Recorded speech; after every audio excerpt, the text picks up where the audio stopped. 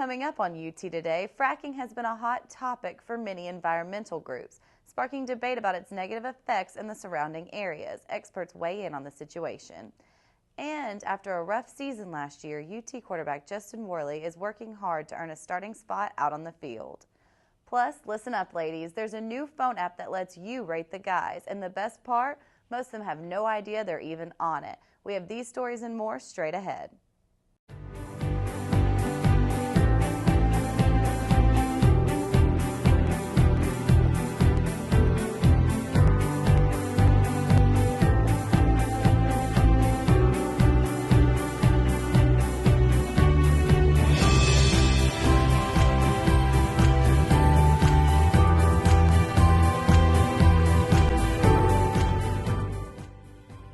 Welcome to UT Today. I'm Rachel Downs. Thanks for joining us. Breaking news out of Rome. After days of waiting, people can rejoice because the Cardinals meeting in the Sistine Chapel have elected a new pope. Today, white smoke emerged from the top of the Sistine Chapel in Vatican City. The white smoke indicates that the Roman Catholic Cardinals have elected a successor to Pope Benedict XVI. Private companies have been fracking in East Tennessee for 4 to 5 years. Now that UT is considering leasing this land to study this process, several environmental groups and activists are protesting against the proposal. UT Today reporter Katie Donaldson took a look at the fracking process and UT's reasons for pursuing the project. East Tennessee's history of coal mining doesn't paint the best picture for natural resource development, and the negative reaction to UT's gas and oil project comes as no surprise with this past. The project will open up about 8,000 acres of UT's Cumberland Forest property to companies who will lease the land rights to drill and fracture for gas and oil. Fracturing or fracking involves shooting a gas or fluid mixture into a drilled well to create cracks and allow natural gas to escape from the rock shell. Other states use this method to get natural gas, and a few have experienced flammable tap water, earthquakes, and other effects. Geology professor Dr. Robert Hatcher says people should not rely on all the information that gets published because some might be false. And of course that gives you a totally out of context opinion of what fracking is all about. Hatcher referred to this photo National Geographic published in December of 2012. The lady pictured believes her water got contaminated with methane gas after fracking began near her Pennsylvania farm.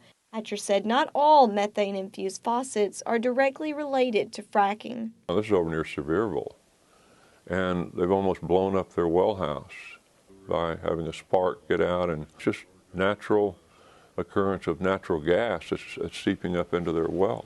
Certain states use hydraulic fracking because of the depth of the rock. This type of fracking uses water and a concoction of chemicals which can eventually seep into groundwater. In West Virginia and Pennsylvania, the drilling extends 15 to 20,000 feet into the earth.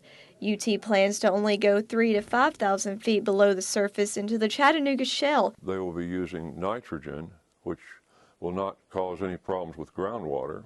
The rocks of interest are shallow enough that you don't have to use liquids, and so the fracking can be done with nitrogen. Hatcher and other UT faculty want to study the possible negative effects nitrogen-based substances have on water and air quality during the fracking process. Different departments on campus will also study the effects. Our scientists are going to drive the project, not the industry partner. Director of the Forest Research Center, Kevin Hoyt, says the project is part of the University of Tennessee's mission to research and do educational outreach. It's not like we're just going to turn someone loose up there. We feel like we'll have safeguards put in place to protect the public welfare. UT's Cumberland Forest manager Martin Schubert agrees and adds that the university's first activity in the forest was helping recover the land from strip mining, and it has taken care of the property for almost 80 years. Should we be concerned about the impact of what we do? Yes. And that's why we need to investigate these things. They hope the data that's collected from the multi-year project will show the impacts and how to lessen them. For UT Today, this has been Katie Donaldson. UT will find out Friday if their proposal for the project is approved at the State Building Commission Executive Subcommittee meeting in Nashville. The meeting is open to the public and starts at 2 p.m. Central Standard Time. For more information about the meeting, go to tn.gov/finance/OSA. Environmental issues are one of the focuses for SGA campaign hopefuls this year. Amplify UT is striving to be the next face of student government. UT Today reporter Jackie Del Pilar spoke with the group to learn more. Off and give you all a little bit of background about how we got into SGA. The word amplify is synonymous with increase, intensify, and heighten, and the SGA candidates boasting this name aim to do just that. Presidential candidate Lindsay Lee, Vice Presidential candidate Cole Lyles, and Director of Student Services candidate Lindsay Huff have been campaigning for the past few weeks and hosting events such as an ice cream social, all in hopes to strengthen student participation in SGA. We are focusing on the people who don't normally care about SGA, that don't vote, and that's the people that we want to see represented on campus, because there's so many great voices. And the people, I mean, we're obviously talking to the people who usually do vote because they're very important, but this is a really big time for us to get our name out there. Amplify began as a large group of students who wanted to see improvements to UT's campus. Our campaign formed really from like the bottom up. It started off with a bunch of students that had a bunch of ideas, and then we thought that maybe an SGA campaign might be the best way to get those ideas out and talk to those students about them. We're really more the representatives of a broader thing. It's not about us at all, really. The group has a list of policies aiming at almost every aspect of campus, including safety, student life, and more accountability from campus leaders. We've got like three main parts of our platform that we're running on, which is equality for all students, and effective student government, and ownership, so giving students ownership of their experience here. Amplify wants to make SGA more welcoming of incoming freshmen and want to create a new branch of SGA to increase student involvement. SGA ambassadors would be another group that students could apply for, that we'd make it so people wouldn't get rejected from SGA. There'd be a place for everybody in their student government. There's a place for everybody to be civically engaged. The party also wants to create more interactions with Chancellor Cheek, including a Rocky Top address similar to the State of the Union speech. In addition, the team wants to provide umbrellas available for rental in Hodges Library and improve bus routes and reliability. For UT Today, I'm Jackie Del Pilar. For more information on Amplify, you can visit amplifyut.com. Be sure to tune in next week and learn more about the other two campaigns, Engage and Baker-Atchley. Besides the upcoming election, one of the most anticipated college events is spring break. Students work hard during the spring semester and look forward to enjoying 2 weeks off from class, spring break and spring recess. But this year, UT students will have a break different from years past. Emily Chastain has the story.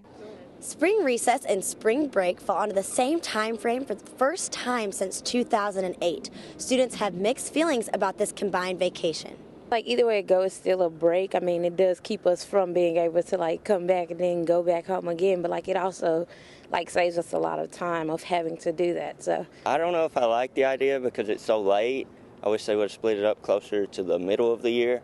You have more time to recuperate, go further if you need to, and get more work done. I like that they're combined because it's a longer break and it just feels more complete.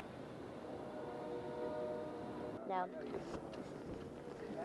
I don't get a chance to go home and hang out with my family and do all the Easter stuff because I'm on spring break. I had an opportunity to go to Panama City and didn't because I haven't been home. I'm staying here and doing research, so it didn't change my plans whatsoever. I chose my friends because I already paid for it, but if I had a choice, I probably would go hang out with my family.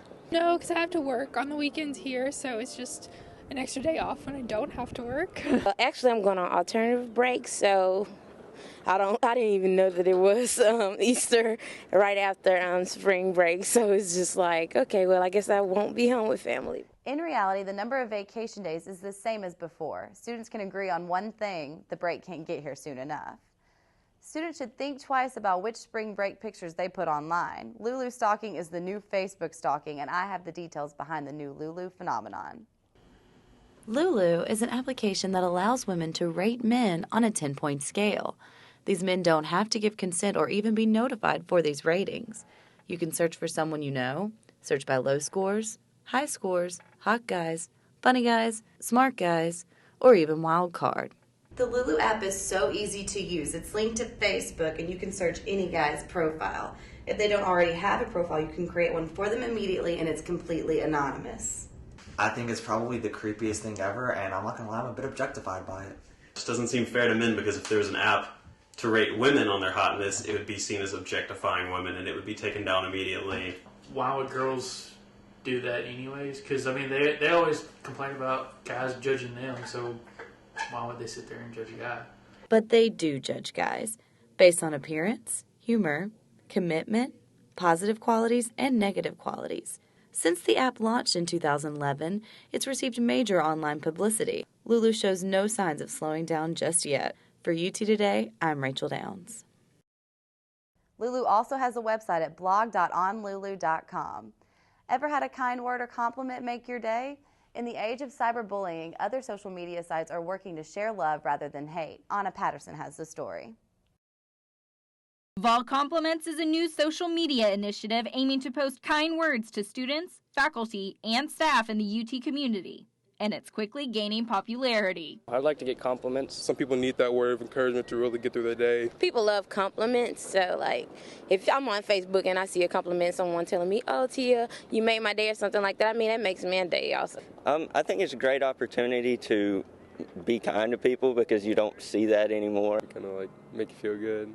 Somebody's saying nice things about you. I really like how it's kind of building a community here at UT that like goes beyond just knowing people, and it's like recognizing people that you may not know, or just giving a shout out that's, I don't know, it really builds like the spirit of the campus. While the Facebook page has more than 1,000 friends, the compliments aren't only shared through Facebook. Vol Compliments is also trying to build their Twitter following. But the compliment sharing origins aren't at UT. Queen's University in Ontario, Canada was the initiator in 2012. The page administrators who wish to remain anonymous say, quote, "We hope most of all that this page can be used as a medium for UT students to spread positive thoughts and love to their peers. We hope that students continue to use the page to compliment other students for a very long time. The goal is simply to inspire happiness and start off someone's day with a smile." For UT Today, I'm Anna Patterson. To submit a compliment, message the Facebook page or direct message the Vol Compliment Twitter account, and the administrators will post your message. One group on campus that loves compliments is athletes. Along with a fresh attitude for next season, the Vols are looking to a new quarterback to bring W's to the board. Reporter Sammy Kincaid spoke to junior Justin Worley about his hopes for the upcoming season. Well, University of Tennessee starting quarterback Tyler Bray has decided to leave a year early to follow his dreams of playing in the league.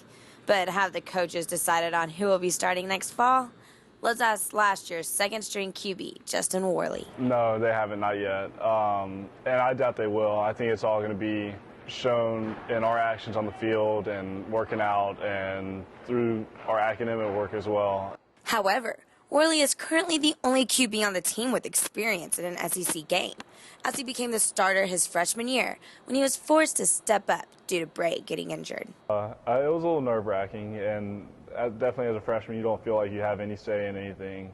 Just being in that position to step up and perform, even though it didn't go as well as I wanted it to, has definitely helped now in the transitions with Tyler leaving.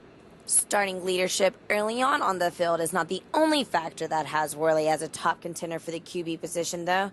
His senior year of high school, he was named Gatorade National Player of the Year, making him the first player out of every sport in the state of South Carolina to win this vigorous award. The award wasn't just based on performance on the field. It was community service and grades and athletic achievements. So it was a big honor to win that award. So it was pretty incredible. As Justin Worley begins his junior season, he has not only made a name for himself on the field, but off the field as he leads by example. For UT Today, I'm Sammy Kincaid. Worley will have some competition for a starting spot this year. UT football coach Butch Jones recruited some all-star quarterbacks that might give Worley a run for his money. That's all for UT Today. Be sure to tune in to WBIR Channel 10 on Sundays at noon to catch our weekly broadcast for all the news you need, straight from UT's campus. I'm Rachel Downs. Thanks for watching.